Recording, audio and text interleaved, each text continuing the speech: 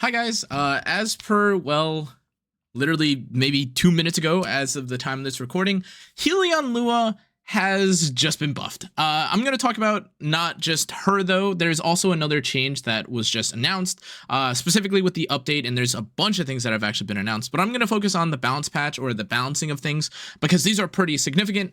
But let's take a look at the first announcement, which is Hellion Lua.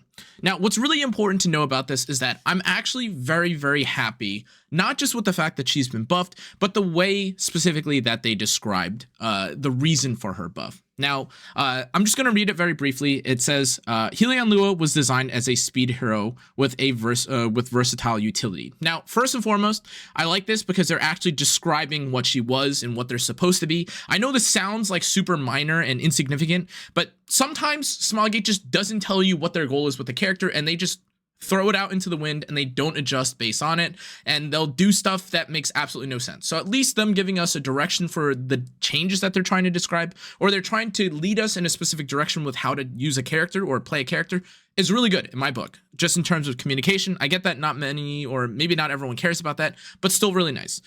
They continue on with saying her skill, Lua's challenge, can provoke enemies, blah, blah, blah.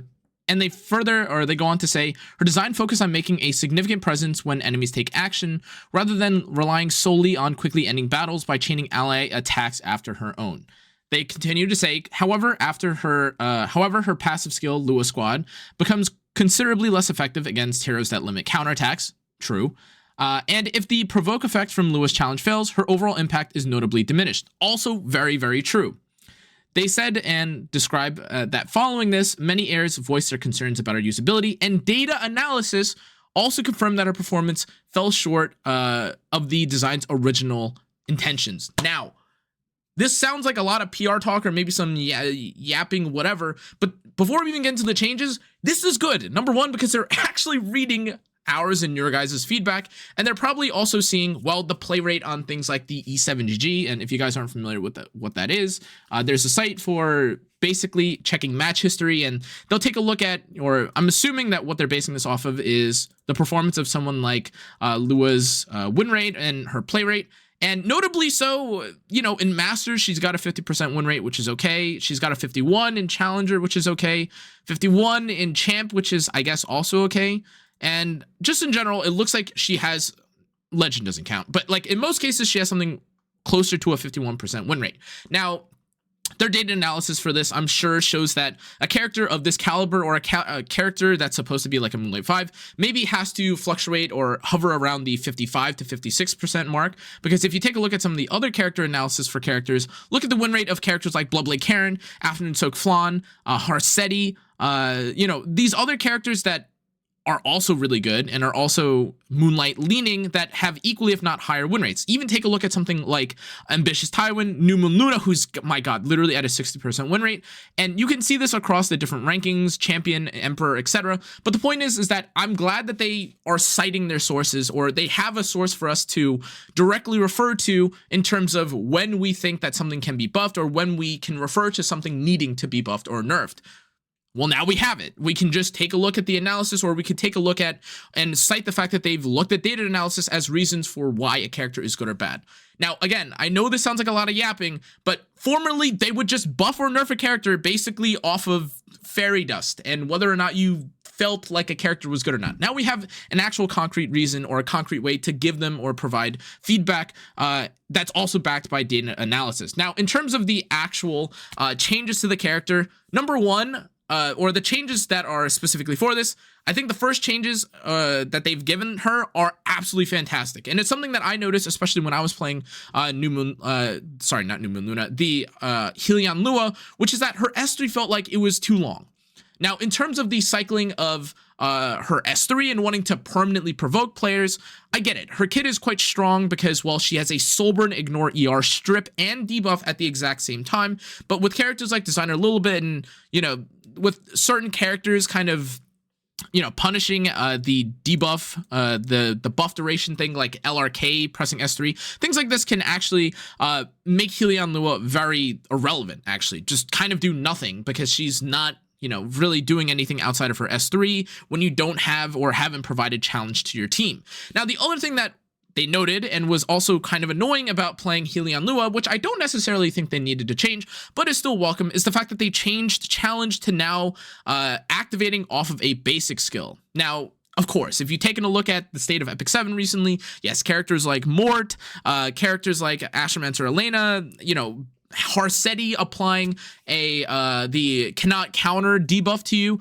does make something like challenge quite unbearable. And if you guys didn't take a look, I also just made a video on young Senya that, in my opinion, might actually, if not actually does, just kill Harsetti because of how impactful and how annoying Senya is going to be against specifically Harsetti team compositions. But this change nonetheless is really nice because now even if you do, say, get unbuffable by someone like Harsetti, you're still able to deal a decent amount of damage with your S1, or, you know, able to activate all the debuffs, or sorry, all the challenge buffs through a basic skill. Now, something that I haven't seen a lot of people talk about and mention in terms of Hellion Lua's effectiveness is that you also gain bonus damage on the challenge buff equivalent to 10% of the target's max HP.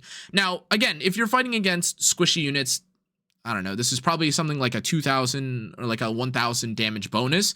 But if you're fighting someone like maybe Senya, or if you're fighting against some of the bulkier characters in the game, this is really, really impactful. And with all the fixed damage and loads of damage that we're seeing nowadays with characters like Schneel and even young Senya start dealing out, this is a very, very impactful change. I think the additional 10% is honestly even unnecessary, because this is now basically a 4,000 damage buff if you have someone that's 40,000 HP, obviously. But even a 3,000 damage, you know, buff starts to add up, because if everyone is doing this challenge damage and you're fighting against someone like Senya, who has, again, 40,000 HP, across 4 characters, that's 12,000 damage that you just did for free. That's like basically, you know, unasked for. It's not even taken into consideration if the Briar does, you know, is hitting a defense broken target. It doesn't matter if an Afternoon Soak Flan is one-shotting with bonus damage. It's really, really impactful. Now, the other thing that they announced from this update that I also wanted to talk about, not this one, apologies, is, where is it? It is the new EEs that we've been given as well. Oh, actually, wait, it is this one. I apologize.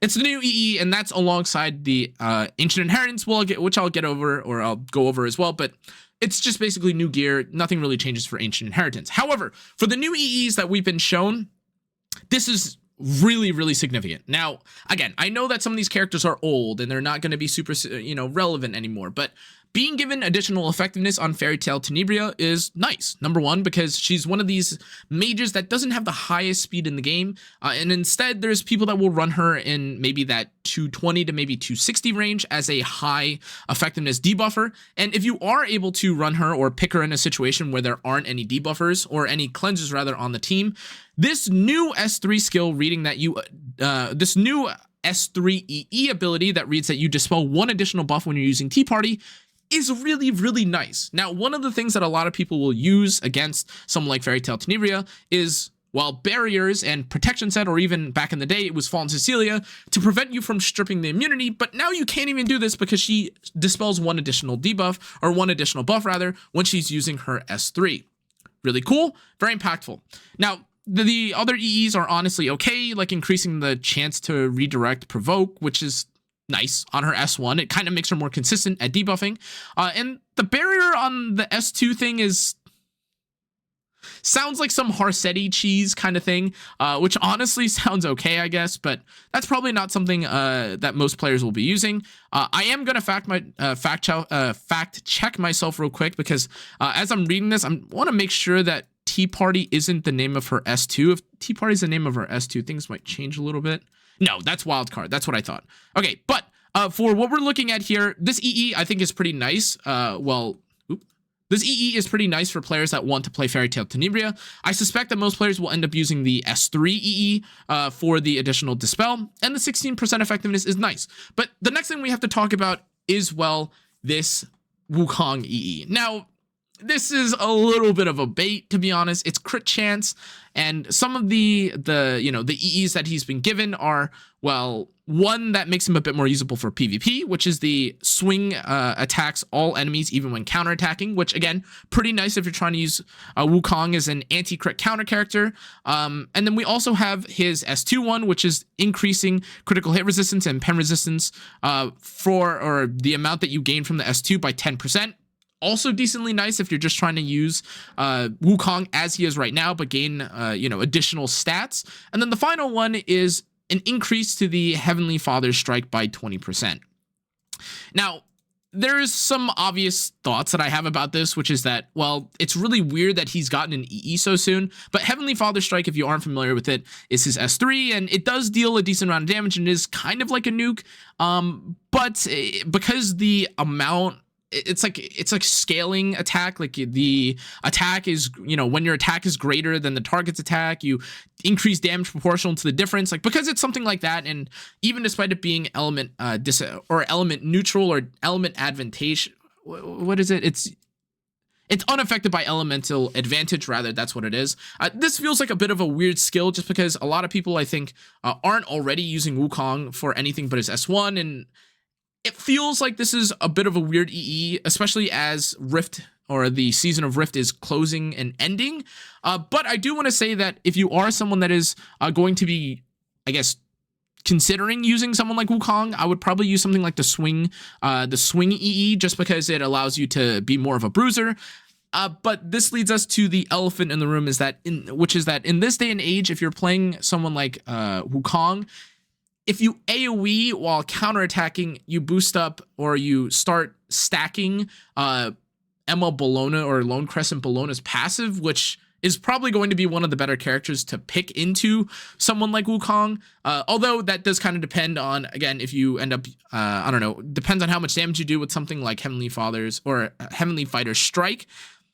And that's not even talking about the real villain for players that want to play Wukong, which is, well, Afternoon Soak Flan, who guarantees crit and kind of doesn't care about Wukong's S2 passive. Now, again, overall, I would say that these are nice EEs to have, period, but I do think it is a bit of a shame because, especially for Wukong, I think the timing of and the direction that they're trying to go with these EEs don't really...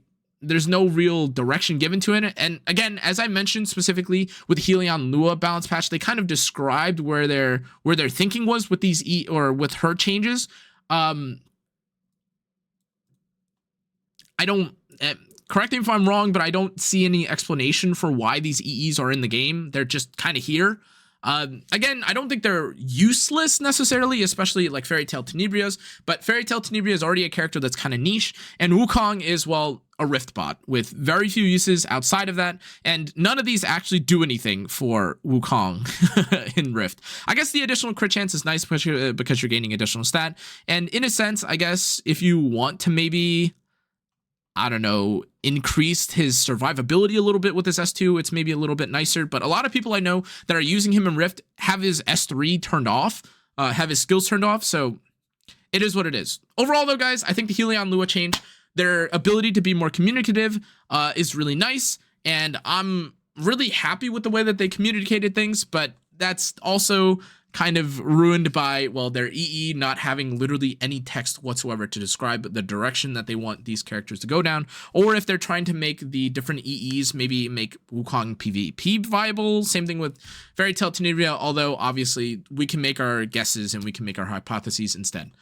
Anyways, if you haven't picked up Lua, I actually don't know if Lua is still on banner. I'm going to check real quick for you guys. If she is on banner, I would probably pick her up because I think this is she is actually on banner for another 7 days and 16 hours, which is super cool. But I definitely pick up Hellion Lua if you haven't already, simply because, well, these changes to her actually feel meaningful and are really nice because the cycling and the feeling of Hellion Lua formerly didn't really line up that well because it felt like you had a dead turn when you didn't have the cooldown on her. But now, because her cooldown has been lowered, and also since now you not only control a little bit easier, more frequently, now you can, well, target or activate the challenge with basic attacks. This could make her a little bit more usable and even better in the speed variation. However, I know that from the showcases that I had specifically with Hellion Lua, I was using her slow. Anyways, guys, that's going to be it for this video. This is an emergency patch and also an additional EE patch, which is really cool. But yeah, the emergency patch to Lua, all cool stuff. I think she's good, and hopefully we'll see how much damage she does in the future, and we'll have to check it out. Anyways, thanks again for watching, guys. I'll see you all in the next one. Stay safe, stay healthy. Good night.